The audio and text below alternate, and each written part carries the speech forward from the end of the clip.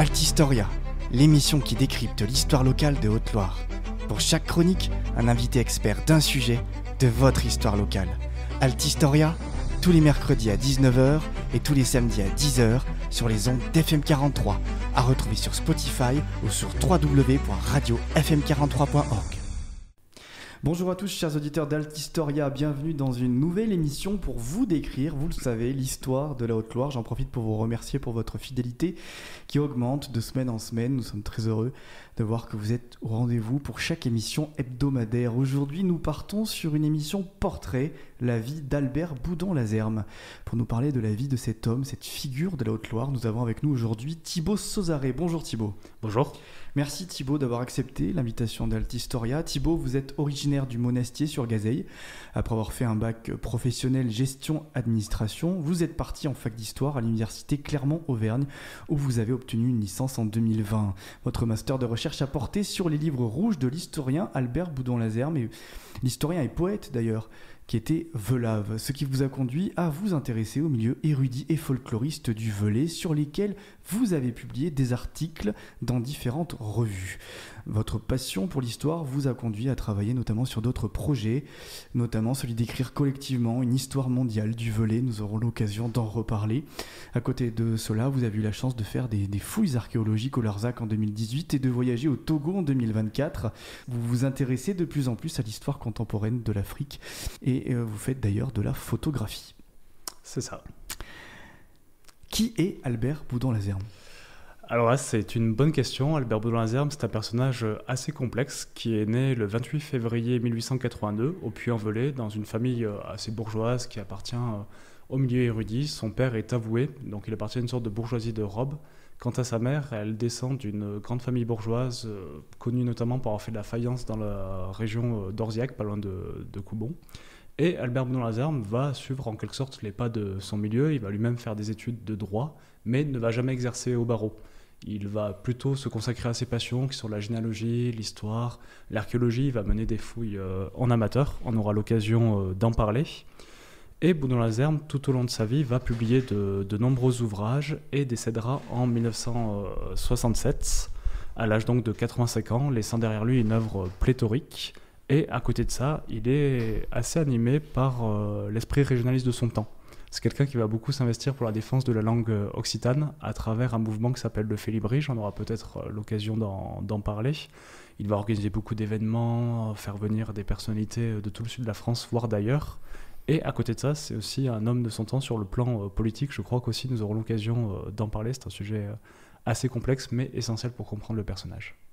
En quoi est-ce que Albert Boudon-Lazerme appartient au mouvement du Félibrige ? Il y appartient parce que tout simplement il y adhère. Le Félibrige, c'est une association littéraire fondée en 1854 en Provence par 7 jeunes poètes de cette région, et parmi eux Frédéric Mistral, prix Nobel de littérature en 1904. Et Albert Boudon-Lazerme se découvre un intérêt pour la langue locale, qu'on appelle vulgairement le patois, mais qui appartient en fait à cette grande langue qu'est l'occitan, la langue d'oc si vous préférez. Et en 1912-1913, il favorise l'implantation de cette association dans le Velay. Il n'est pas seul, il est aidé par certains de ses amis, certains de ses collègues, je pense au bibliothécaire Césaire Fabre. Et une maintenance est créée en juillet 1914, quelques jours avant le début de la Première Guerre mondiale. Il me semble que c'était le 22 juillet. Ils organisent donc une fête à Boussoulet, donc au pied du Mégale, avec des costumes, avec célébration de la langue à travers chants, poèmes, des défilés du coup, des danses. Et cette maintenance va avoir une existence contrastée, elle aura des hauts et des bas, elle existera à peine une vingtaine, trentaine d'années peut-être, mais malgré tout, elle témoigne d'une vie culturelle autour de la Languedoc dans une petite province comme la nôtre, petite par la taille, précisons. Et cet intérêt pour le Félibrige va l'amener lui-même à publier d'ailleurs en Languedoc à travers la graphie mistralienne, qui est une des façons d'écrire l'occitan. Il va par exemple publier un récit épique en 1926 qui s'appelle Licentius. Et à côté de ça, il va composer quelques poèmes, quelques chansons, et il va bien sûr organiser des fêtes.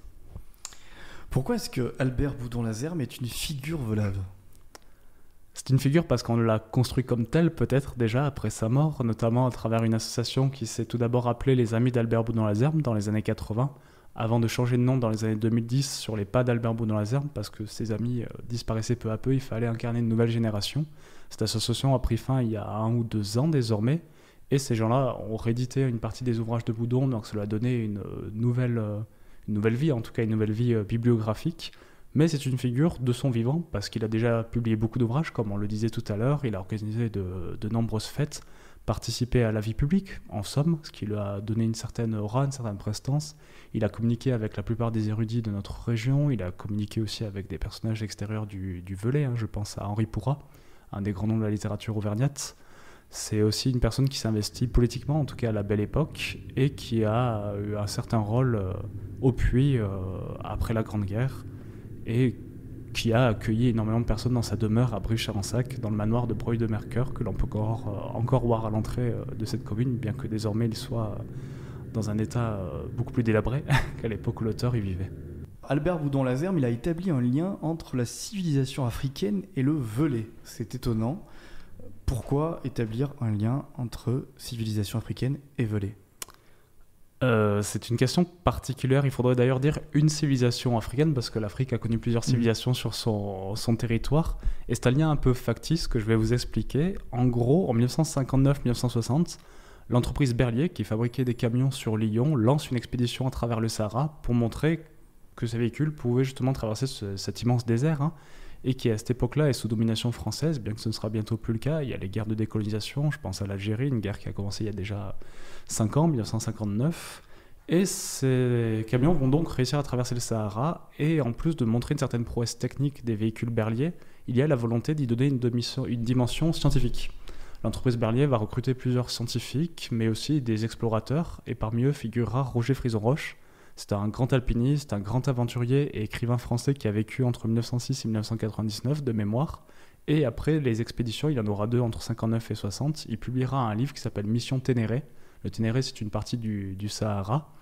Et ce roman va connaître un succès mitigé par rapport à d'autres livres de Frison-Roche, je pense à Promet de Cordée. Mais Boudon-Lazerme va tomber sur une brochure qui relate cette expédition et qui parle du livre de Frison-Roche. Et dans cette brochure, il est évoqué que l'expédition Berlier a trouvé des vestiges d'une civilisation appartenant au peuple des Garamantes. Les Garamantes, c'est un peuple antique qui a vécu essentiellement en Libye, dans la partie du Fezzan. Et ce peuple-là a laissé des vestiges assez importants. Et quand Boudon voit cette brochure, Garamante, ça lui parle. Et en fait, en étudiant des archives de la période médiévale et de la période moderne, il avait trouvé une sorte de micro-toponyme qui s'appelle Garamante, sur les hauteurs du Puy, non loin de la gare de Mons. Et là, il se dit, c'est sûr, ces Garamantes relatés par l'expédition Berlier sont venus chez nous. Ils ont apporté leur civilisation. C'est d'ailleurs même les premiers à l'avoir implanté en Velay. Et donc, le Velay est d'origine Garamante. Et de là, il va commencer à faire toute une théorie assez fantaisiste, mais qui se base sur des faits. Elle se base quand même sur une expédition qui a bien eu lieu, sur un toponyme. Mais en fait, c'est une mauvaise lecture. C'est un hasard de la toponymie. Et donc, il nous explique que les Garamantes ont construit les premières chibottes que l'on voit encore aujourd'hui, donc des chibottes qui auraient des millénaires. Il explique aussi qu'ils ont apporté leur langue, qu'ils ont construit des forteresses sur les hauteurs du Puy, notamment vers Mons, justement, comme je l'évoquais. Mais pour lui, c'est un problème. C'est un homme qui est né à la fin du XIXe siècle, qui a connu l'empire colonial français, et donc une population européenne ne peut pas avoir de telles origines africaines. Ça casse un peu ce discours colonial et de hiérarchie des races. Et donc, il va réécrire l'histoire des Garamantes, des réels Garamantes, et va les désafricaniser en les dépeignant comme des réfugiés de l'Atlantide. L'Atlantide, on sait tous que c'est un mythe qui a été entre autres créé par Platon, d'une civilisation qui a été engloutie, et qui montre qu'il ne faut pas aller dans l'excès, qu'il faut rester dans la modération. En fait, c'est une sorte d'avertissement pour les Athéniens à l'époque, mais ce mythe va être relu au fur et à mesure des siècles, et notamment pendant la Renaissance, et va nourrir des fantasmes d'érudits au XVIIIe, XIXe, voire XXe siècle, comme on peut le constater avec Boudon. Et donc, il va expliquer que les Garamantes sont des refuges de l'Atlantide qui ont d'abord vécu en Égypte, puis après ont été chassés par les Égyptiens pour vivre dans le Sahara, et en fin de compte traverser la Méditerranée et au hasard s'implanter en Velay, une terre visiblement bénie pour eux, et s'y implanter définitivement et apporter une civilisation d'origine atlante et pas d'origine nord-africaine. Donc il y a une relecture de l'histoire assez renversante, mais qui est en fait propre à la façon de Boudon de travailler. C'est quelqu'un qui a beaucoup fantasmé les peuples anciens et qui a souvent écrit des histoires plus que romancées. Il a organisé des fêtes celtiques à de nombreuses reprises, vous le disiez tout à l'heure, il s'intéressait particulièrement au druidisme. Pourquoi avoir un intérêt aussi particulier pour ce peuple ? Boudon-Lazerme, c'est quelqu'un qui est né à la fin d'un siècle, le 19e, où l'on construit des identités nationales, en France comme ailleurs. Et quand on construit des identités nationales, on a besoin de grands ancêtres. Il faut une figure commune pour tous les Français, qu'importe leur région, qu'importe leur langue régionale, qu'importe leurs origines. En France, ce sera donc les Gaulois. Donc on connaît le discours, hein, nos ancêtres les Gaulois, etc. Et Boudon se prend de passion pour ce peuple-là, au point de mener des fouilles d'ailleurs au camp d'Antoun, qui se trouve actuellement sur la commune de Salette. C'est un oppidum, il y mènera des fouilles au moins de 1912 jusqu'aux années 50, des fouilles en amateur, hein, qui manquent peut-être un peu de rigueur scientifique. Et il se passionne aussi pour les écrits sur les Gaulois d'alors. Il va dévorer les 8 tomes d'histoire de la Gaule de Camille Julien, et cette passion va être dévorante chez lui. Il voudra trouver du Gaulois à peu près partout, avant les guerres amandes d'ailleurs. Et, quitte à travailler sur les Gaulois, a un temps s'intéresser aux survivances du celtisme. Hein. C'est bien sûr quelque chose qui a été réinventé au XVIIIe, XIXe siècle, notamment dans les îles britanniques, mais aussi en France. On affirme que le druidisme aurait survécu au Moyen-Âge, aurait survécu aux persécutions de l'Église, et ça permet à certains de mettre en avant une antiquité alternative, ne pas seulement dépendre de Rome ou de la Grèce, mais montrer qu'il y a un génie national antique qui aurait survécu jusqu'à aujourd'hui. Bien pratique quand on construit des identités nationales d'ailleurs.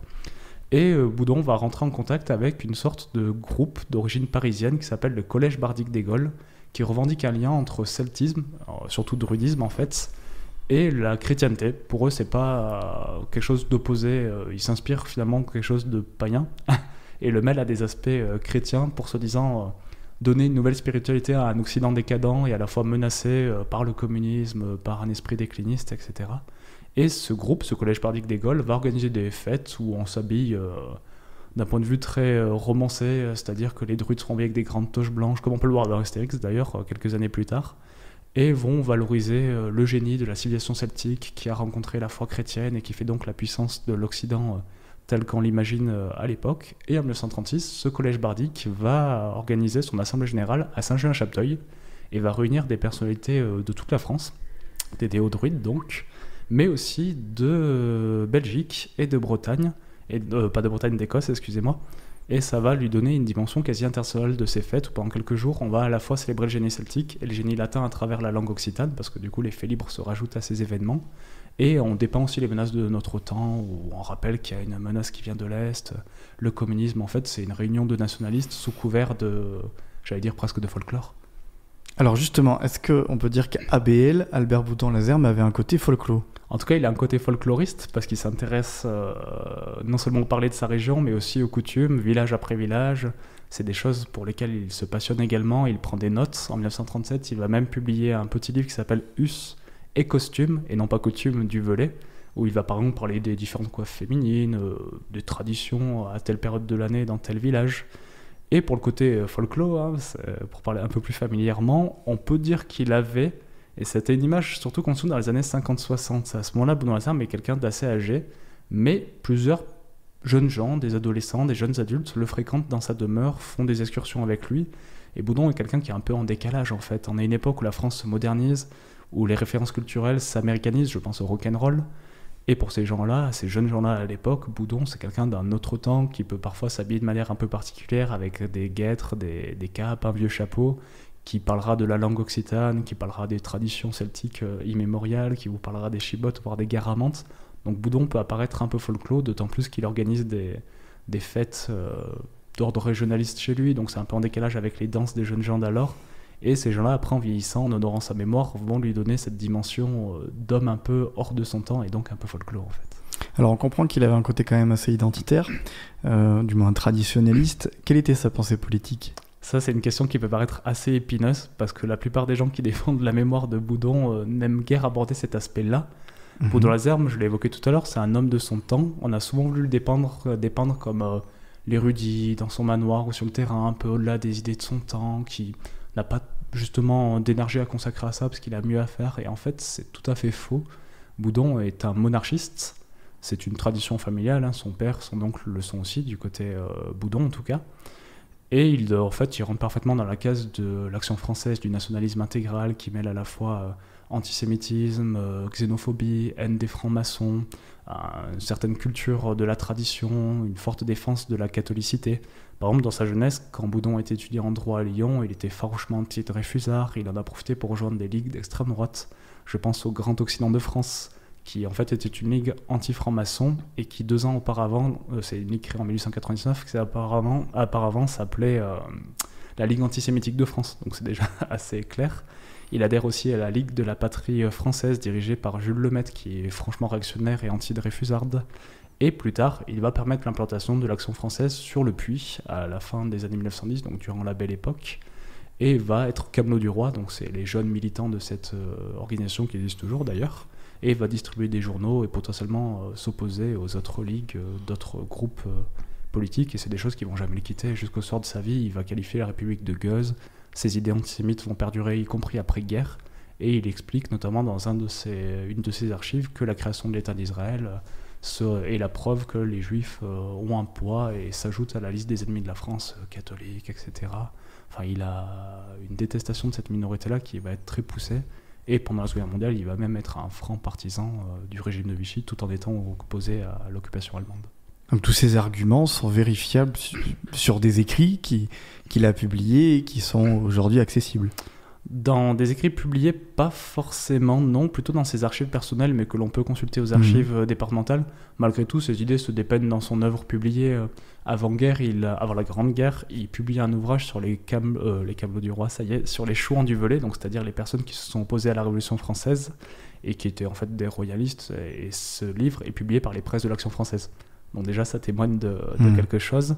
Et un autre aspect qu'on pouvait évoquer dans sa pensée politique, c'est sa forte germanophobie. C'est aussi quand même quelqu'un qui a connu la Grande Guerre, donc il n'avait pas un très bon souvenir des Allemands. Et cette germanophobie se trouve dans ses textes concernant l'histoire ancienne du Velay, où pour lui, les Romains sont en fait les Allemands de notre temps, sont des véritables barbares qui détruisent la civilisation celtique, ancêtre de la civilisation française. Et il compare même Jules César à Adolf Hitler. Comment est-ce qu'il a eu le temps de réaliser des écrits aussi prolifiques, parce qu'il y a énormément d'écrits d'Albert Boudon-Lazerbe. Écrire, c'est vrai que ça nous situe socialement, la figure de l'écrivain est quelque chose qu'on oublie souvent de contextualiser. On a souvent cette image de l'écrivain un peu au-delà des couches sociales, et pourtant sociologiquement, l'écrivain c'est une figure. J'ai expliqué tout à l'heure que Boudon-Lazerbe était né dans la bourgeoisie érudite et de robe du Puy. Il avait donc fait son droit, mais il a choisi de ne pas exercer et a vécu toute sa vie de l'héritage familial, des rentes, c'est-à-dire des fermes qu'il louait ici et là, ou des appartements. Il a donc pu se permettre d'avoir une vie de rentier, qui lui a laissé un temps inimaginable, qui pourrait être souhaitable pour certains, pour écrire ce livre, pour mener ses recherches, pour organiser ses fêtes. En fait, voilà, sociologiquement, ça explique l'œuvre de Boudon. Il avait le temps et les moyens de faire ça. La démarche historienne d'Albert Boudon-Lazerbe est-elle trop interprétative ? Est-ce qu'elle manque de preuves ?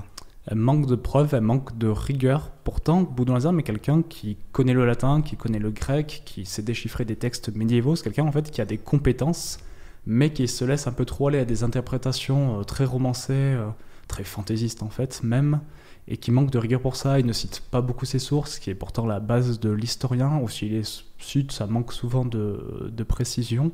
Et c'est ce qui lui a été beaucoup reproché en son temps, et c'est ce qui lui est encore reproché aujourd'hui par de nombreux historiens qui connaissent l'importance de l'œuvre de Boudon d'un point de vue en tout cas quantitatif, mais qui ne peuvent guère l'utiliser parce qu'en fait c'est très difficile de remonter sur son propre raisonnement. On aimerait pouvoir consulter les archives qu'il avait, mais s'il ne les cite pas, c'est quasi impossible. C'est un peu le problème. Il décède en 1967, c'est ça ? C'est ça. Il a plus de 80 ans. C'est ça. Il a connu donc les deux guerres mondiales. Quel est son rôle durant ces deux guerres ? Durant la guerre de 14-18, la Grande Guerre, et durant la guerre 39-45. Enfin, la guerre 39-40 pour la France. Oui, bien qu'après, la France connaît l'occupation et reparticipe au conflit avec sa libération. Donc en 14-18, Boudon-Lazerbe est mobilisé, il participe au conflit, il va notamment être sévèrement blessé à la bataille de Verdun, au point d'avoir perdu pendant un temps la vue, ce qu'il avait énormément inquiété à l'époque. Pour quelqu'un qui lit des archives, ne plus pouvoir voir, c'est en fait ne plus pouvoir pratiquer le métier qu'il affectionnait, en tout cas la mission qu'il s'était donnée. Et pendant la Grande Guerre, Boudon va malgré tout continuer son combat régionaliste, si on peut parler ainsi. Il fonde en 1915 un journal qui s'appelle en français l'Écho du Bocteau, et une école félibraine, donc qui dérive du félibrige, qui s'appelle l'Escolo du Bombardement. L'école du bombardement, c'est assez explicite en français. Et cette école va faire vivre la langue d'oc dans les tranchées, va permettre à des soldats de provinces méridionales différentes de se rendre compte de leur parenté linguistique très proche. Ça va créer du lien justement entre poilus. Ils vont donc faire leur journal, organiser des pièces de théâtre, même monter un petit orchestre. Ça va mettre un peu de gaieté dans la vie de ces hommes qui sont confrontés à la mort ou à l'ennui. C'est un aspect important à prendre en compte, mais dans la vie de tous les jours. Et cette école va même perdurer un peu après la guerre et va rester implantée sur la Haute-Loire et va créer des amitiés qui vont perdurer des années, et ça va donner une certaine aura à Boudon-Lazerme au sein du Félibrige. C'est ce qui lui permettra, par exemple, en 1923, d'organiser la Sainte-Estelle, qui est le grand rendez-vous annuel des Félibres, au Puy-en-Velay, fort de ce réseau bâti durant les années de guerre. C'est cette camaraderie des tranchées qui se concrétise dans beaucoup d'aspects partout en Europe. Pendant la Seconde Guerre mondiale, cas particulier, Boudon est vieillissant, il a quasiment la soixantaine quand le conflit éclate, donc il ne sera pas mobilisé, bien évidemment. La France donc perd en juin 40, c'est l'armistice, la création du régime de Vichy, l'occupation militaire allemande. Et comme on l'évoquait tout à l'heure, la germanophobie de Boudon est toujours aussi présente, il sera farouchement opposé aux troupes allemandes, où qu'elles soient. Et il va donc cacher des résistants, en tout cas des maquisards de passage, je pense à Roger de Baille-des-Hermins, qui devient par la suite un grand préhistorien. Il va aussi cacher des armes en vue un jour peut-être de la libération prochaine, mais malgré cette opposition à l'occupation, c'est quelqu'un qui va adhérer pleinement à l'idéologie du régime de Vichy, idéologie qu'on a appelée la Révolution nationale, donc avec la célébration de la terre, avec l'idée de tradition pluriséculaire, avec aussi une xénophobie très forte, un antisémitisme exacerbé. Et Boudon sera vraiment un grand fan du maréchal Pétain. Quand celui-ci vient au Puy en mars 41, il écrit même un poème en son honneur qui paraîtra dans la presse locale. Et il ne va jamais remettre en cause ça, même après-guerre. Il conservera une certaine fidélité à cette figure-là, aux idéaux du régime de Vichy. Et malgré tout ce qu'on a pu dire, Boudon appartient à cette figure particulière des vichisto-résistants.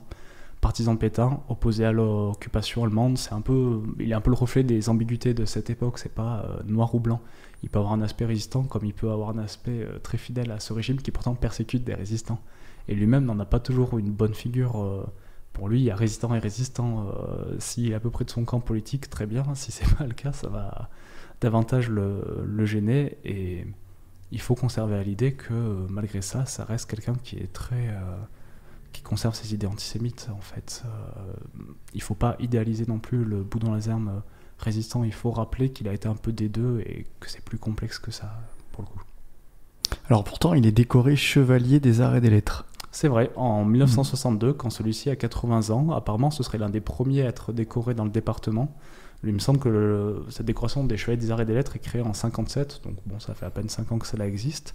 Et c'est Michel Pomarat, qui travaille dans le droit, si je ne me trompe pas, qui a aussi un rôle important dans la Société académique du Puy d'alors, qui lui remet cette décoration de manière assez intime, parce que la cérémonie se passe au Breuil de Mercœur, avec quelques amis proches. Et on lui remet cette décoration, parce que c'est quand même quelqu'un qui a une œuvre conséquente derrière lui. Tout le monde sait qu'il a contribué à la vie culturelle locale. Et c'est une façon de célébrer cet investissement qui a duré plusieurs décennies pour un département, pour un territoire qu'il a profondément aimé. Je pense que c'est ce qui explique cela. Mais lui-même, apparemment, est resté très discret, en tout cas dans ces dernières années. Enfin, j'ai pas l'impression qu'il se soit particulièrement vanté d'être décoré ainsi. Aujourd'hui, qu'est-ce qui reste de lui ? Il reste une œuvre qui a été en partie rééditée par les Amis de Boudon-Lazerme, certains ouvrages assez classiques comme Les Origines de la Cité d'Anis, quelques de ses poèmes, de sa littérature en somme. Qu'est-ce qui reste de Boudon ? Sans doute quelques personnes encore très partisanes de ses travaux. C'est toujours des choses qui suscitent des polémiques entre les boudoniens, j'allais dire, et les anti-boudoniens. Moi, je défends une approche entre les deux, mais ça, c'est le travail de l'histoire. Je ne suis pas là pour juger. Moi-même, je suis très incompétent en matière d'époque médiévale ou d'époque moderne. Je ne lis pas le latin ni le grec ancien. Mais il reste quand même un personnage très, très intéressant qui reflète les ambiguïtés de son époque. C'est quelqu'un qui a connu la France de la Belle Époque, qui a vu les grandes transformations induites par les guerres mondiales, bien sûr, mais aussi par la modernisation d'après-guerre, ce qu'on a appelé vulgairement les 30 Glorieuses. C'est un homme qui a touché énormément de sujets, qui s'est beaucoup investi pour la défense de la langue occitane à sa façon. Et au fond, ça laisse une mémoire quelque part, même dans l'espace public. Boudon-Lazerme est présent. Au Puy-en-Velay, il y a une rue qui porte son nom. À Brive-Charensac, il y a un buste à son effigie sur la place Blanche depuis 1993, de mémoire. Depuis 1 ou 2 ans, il y a une esplanade à son nom à Vals-près-le-Puy. Boudon est un grand partisan des chibottes, du moins défenseur des chibottes. C'est peut-être pour ça que cette commune a voulu le mettre en avant. Donc Boudon occupe toujours un espace. Il y a toujours des gens pour valoriser son œuvre. Combien de temps ça durera ? Ça, je ne suis pas prophète, je ne pourrais pas le savoir. Mais il est clair que parmi tous les érudits du XXe siècle, c'est quasiment le seul qu'on ait retenu. Il n'y a pas, à ma connaissance, de statue qui représente Ulysse Rouchon ou Georges Paul. Ça témoigne quand même de quelque chose. Est-ce que les grands esprits sont parfois, d'une manière assez évidente, des esprits contradictoires ? Je dirais que c'est à l'image de l'homme d'être contradictoire. Et après, c'est très difficile des décennies après de pouvoir juger qui était vraiment Boudon Lazerme quand on ne l'a soi-même pas connu.